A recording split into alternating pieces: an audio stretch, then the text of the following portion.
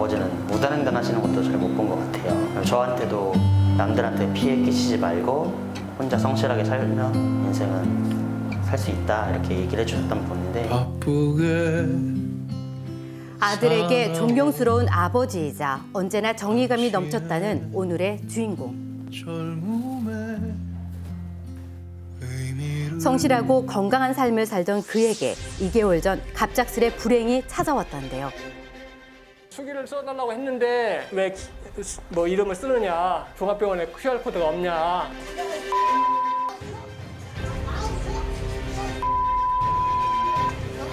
아니 왜 저래? 연일 코로나 확진자 수가 최소 500명에서 최대 700명까지 나오면서 확산세가 줄어들지 않는 가운데 오늘 준비한 갑질은 지켜야 할 방역 수칙으로 인해 피해를 입는 사람들에 대한 이야기입니다.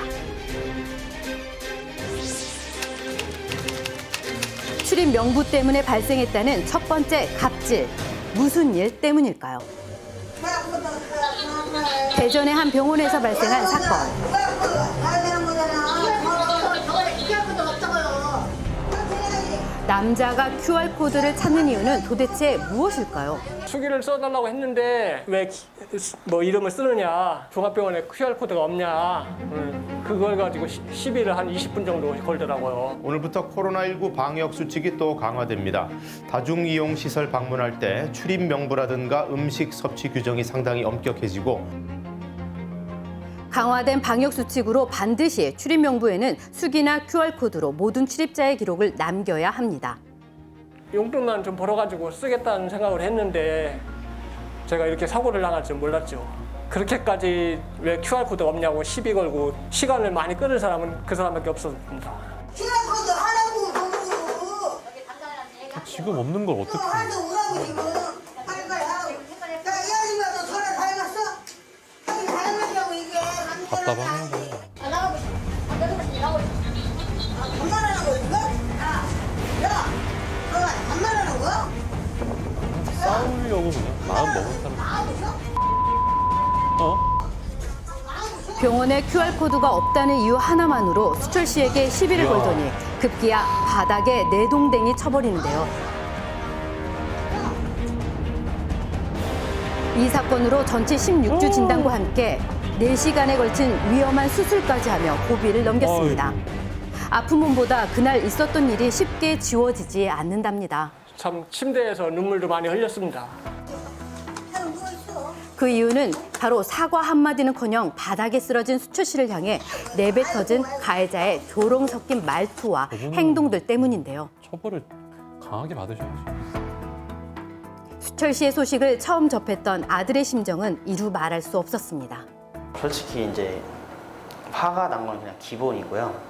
술 먹었다는 이유 하나만으로 말도 안 되는 걸로 갑질했는지 사실 의문이에요. 아버지 골자를 가해자가 차라리 가져갈 수 있다고 하면은 그렇게 하고 싶은 게 저희 심정인 거죠. 우리야 그냥 병원에서 시키기 때문에 수기를 적는다거나 아니면 체온 체크를 한다거나 그런 거 하는 건데 한마디로 갑질한 거죠. 많이 도와주니? 수철 씨와 같은 피해를 더 이상 만들지 않기 위해서라도 출입명부 작성은 모두를 위한 필수적인 의무라는 사실 절대 잊지 마시길 바랍니다.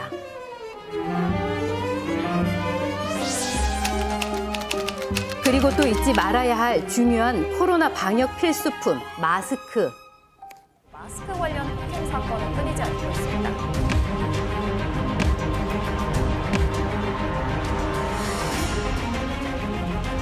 마스크 때문에 불미스러운 일을 겪었다는 종업원을 만났습니다. 오랜만에 휴업 끝나가지고 장사하는 거라 가지고 좀 신났죠. 신나고 이제 막 장사하고 있는데 남자분이 오셨어요. 이제 계산하시겠다고. 사건의 시작은 한 남자의 등장으로부터 시작됐다는 정수 씨. 턱까지만 이렇게 마스크 하시고 오시더라고요. 그래가지고는 요청을 드렸죠. 이제 좀 잘 좀 부탁드리겠다. 그냥 그때부터 욕 시작이었어요. 정수 씨의 마스크 지적에 화를 내며 욕설을 퍼부었다는데요. 다들 이렇게 화가 나 있어요. 그러니까 나갔죠 밖으로. 그 앞으로 나갔더니 이제 그때서부터 폭행이 시작됐어요. 아, 갑작스러운 남자의 폭행에 정수 씨는 속수무책으로 당할 수밖에 없었다고 합니다. 제가 20살 때에서 지금 16년째. 제가 지금까지 일하면서 이렇게 크게 맞아보고 이런 것도 이번이 처음이에요, 사실. 이 정도로 맞은 거는. 진정한 듯한 보였던 남자는 또다시 화를 주체하지 못하고 정수 씨를 향해 다시 달려들었는데요. 돈이 많으신가 봐.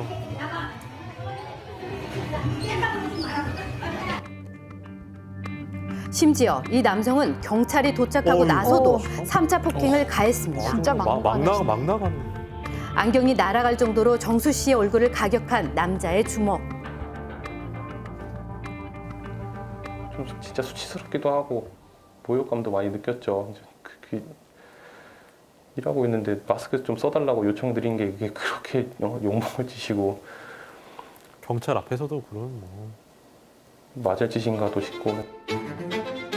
사건 이후 경찰을 통해 합의를 원한다는 내용을 전달해온 가해자. 무슨 합의예요? 하지만 정수 씨가 원하던 말은 아니었습니다. 당연하죠. 무슨 합의예요.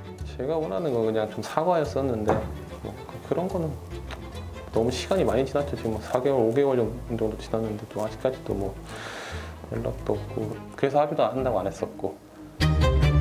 결국 폭행건으로 해당 사건은 경찰의 송치가 되었다고 합니다. 너무 스트레스를 많이 받다 보니까 머리에 원인 탈모가 자꾸 있어요. 원인 탈모 스트레스 받기 싫죠, 당연히. 그때 나라에서는 시에서 구청에서는 이렇게 해라 하고 수칙이라는 걸 내려주고 손님들한테 요청을 드려야 되는 거고 그런 걸 굳이 저희한테 와서 이제 행사하시고 하시는 거다 보니까 그건 진짜 좀 갑질이라 생각이 되죠. 다중이용시설에서의 마스크 착용 요청은 당신의 안전을 위한 것이기도 합니다. 그리고 마지막으로 소개할 방역수칙 갑질은 영업 제한에 대한 내용입니다. 작년 12월 당시 영업 제한 시간은 오후 9시. 영업 종료 10분 전 방역수칙을 지키기 위해 가게 안을 돌아다니며 손님들에게 영업 종료를 알린 홍철 씨. 사장님들이 힘드셨을 이때까지만 해도 그는 자신에게 닥쳐올 불행을 알지 못했습니다. 네. 그런데 솔직히 저 잘못하잖아 이런 거나 마찬가지예요. 12년 동안 단골손도 그렇게 많이 잡아놨는데 그걸로 그 일로 인해서 매출도 진짜 팍 줄었어요. 영업 종료 후 남아있던 손님들을 내보내기 위해 다가간 순간 홍철 씨의 눈에 띈 건 남자 손에 들린 맥주병. 혹시 내가 손님 보고 죄송하다고 이제 나가주시라 했더니 그냥 대뜸 하는 소리가 내가 누군데 너가 어떤 젊은 놈이 어디 와가지고 가라 말하니. 누구신데요? 그냥 처음부터 쌍욕질을 하면서 갑질을 하더라고요. 그냥. 맥주병을 휘두르며 위협하더니 자신을 말리는 일행들조차 화를 내며 홍철 씨를 향해 달려듭니다. 너무 당황스럽고 그래서 많이 좀 힘들었습니다. 이 사건으로 동료는 상처를 입고 자신은 쌍방폭행을 주장하는 가해자로 인해 괴로운 시간을 보냈다는데요. 쌍방을 이런저런 소문나고 또 손님들이 또 와가지고 그냥 그래도 손님인데 어떻게 그렇게 사장님이 그럴 수 있냐고 이런 분들도 가끔 계시고 아유 뭐 장사도 별로 안 코로나 때문에 이게 장사도 별로 안 되고 너무 힘든데 안 그래도 힘드신데. 접자 해가지고 접어버렸구나. 네. 하게 접었죠. 코로나의 갑질까지 이중고에 결국 가게를 접었습니다. 방역수칙으로 인한 갑질이 발생하는 이유는 도대체 무엇일까요?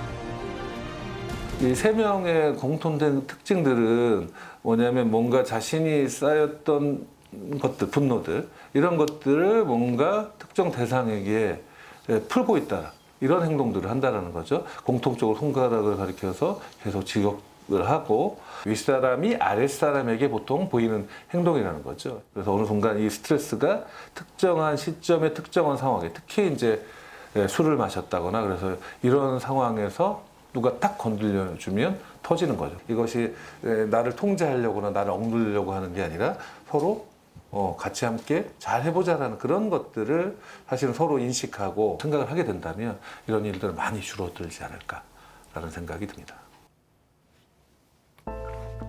운영자와 관리자 그리고 이용자들까지 모두의 일상을 지키기 위해 만들어진 코로나 방역 수칙들. 불편하고 번거롭게 느껴질 수 있는 수칙들이지만 함께 지켜야 코로나도 갑질도 모두 없앨 수 있습니다.